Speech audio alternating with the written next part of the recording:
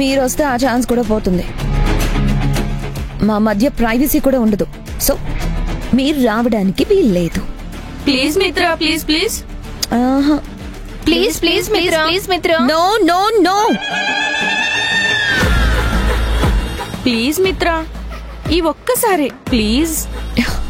వద్దన్నాక వద్దు. ఇక no more arguments. నేను కంపెనీకి వెళ్తున్నాను. మీరేం చేస్తారో నాకు తెలీదు. నేను ఈవినింగ్ కంపెనీ నుంచి వచ్చేలోపు ఈ బట్టలన్నీ ఐరన్ చేసి ఉండాలి. లేకపోతే నా గురించి తెలుసు కదా. ఈవినింగ్ జర్నీ పెట్టుకుని ఇప్పుడు ఆఫీస్కి వెళ్ళడం ఏంటి? చిన్న వర్క్ ఉంది. కరుణాకర్ గారికి కొన్ని ఎక్స్ప్లెయిన్ చేయాలి. అందుకనే వెళ్తున్నాను.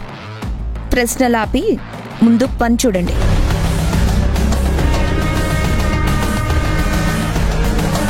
ఏంటి ఇది? పదవే, మన పని మనం చూసుకుందాం.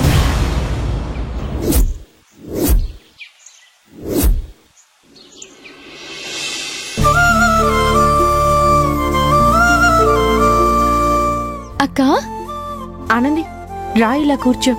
పర్వాలేదక్క. అది కాదే, ఇందాక డాన్స్ చేస్తూ పడిపోబోయావు కదా. అదేం లేదులేవే. ఏంటి లేదు? ఏమైంది నీకు? ఏం లేదక్కా. నేను నమ్మను. గంట సేపు ఆగకుండా అలసిపోకుండా డాన్స్ చేయగలిగేదానివి. అలాంటిది 2 నిమిషాలు కూడా సరిగ్గా డాన్స్ చేయలేకపోయావంటే ఏదో ఉంది. నీకేమైందో చెప్పవే.